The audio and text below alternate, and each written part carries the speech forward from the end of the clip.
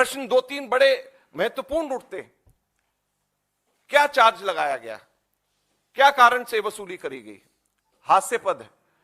एक चार्ज लगाया गया है कि कांग्रेस के पास में हम लोगों ने 142.83 करोड़ 142 करोड़ 83 लाख रुपए 2018-19 के अंदर कुल हमारे को सब लोगों ने मिलकर के पैसे हमारे पास में आए।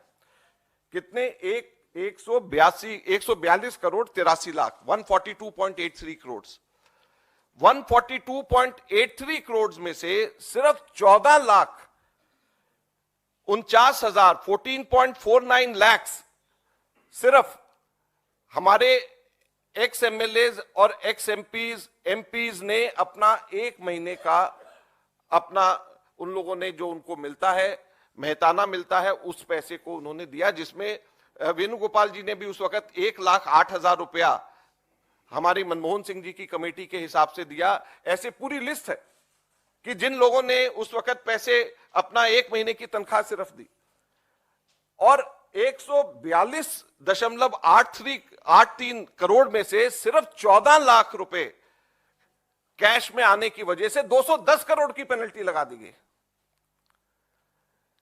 31 दिसंबर तक के हम लोगों को अपने अकाउंट्स देने थे। 31 दिसंबर की जगह 2 फरवरी को अकाउंट दिया गया, इसलिए सारे के सारे पैसे को उसके इनकम टैक्स के से हटा करके 210 करोड़ की पेनल्टी लगा दी गई। कभी भी आज तक ऐसा नहीं होता। अब दूसरा सबसे बड़ा प्रश्न टाइमिंग का होता है।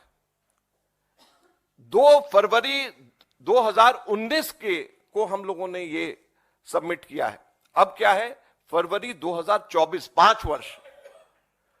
तो 5 वर्ष के बाद में अब जाकर के सरकार, अब जाकर के इनकम टैक्स डिपार्टमेंट, जब एक हफ्ते के बाद में नोटिफिकेशन आने वाला है, अब जाकर के वो जागी है और जाग करके वो हमारे सारे बैंक अकाउंट में से पैसे निकाल करके सरकार ले रही है। ये कहां का न्याय?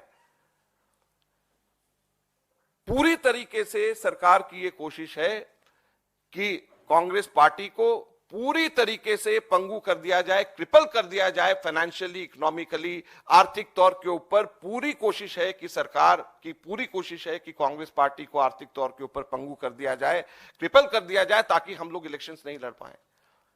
अगर मान लीजिए हम लोगों के पास में बैंक के सारे पैसे हम लोगों के फ्रीज हो जाएंगे, तो कैंपेन कैसे होगा, पब्लिसिटी कैसे होगी, कैसे हम लोग जो है एक लेवल प्लेइंग फील्ड हम कैसे करेंगे? और उनको भी, सरकार को भी अच्छी तरीके से पता है कि ये गैर कानूनी है और अंततः हमको इसमें हर हालत के अंदर हमको ये पैसा वापस हमारे को मिलेगा ही मिलेगा, कोर्ट से हमारे को मिलेगा ही मिलेगा।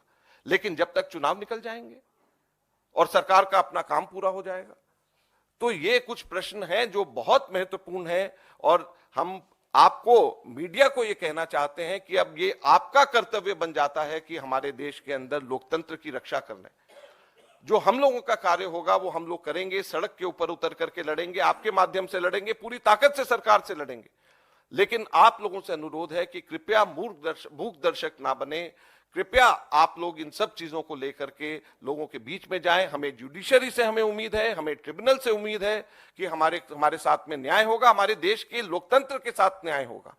अगर देश की प्रमुख विपक्षी पार्टी का इस तरीके से पूरे अकाउंट से इलेक्शन से एक हफ्ता पहले फ्रीज कर दिया जाए, तो हमारे पैसे सारे के सारे उसमें से निकाल दिए जाएं, तो हमारे देश में लोकतंत्र बचेगा ही नहीं। धन्यवाद।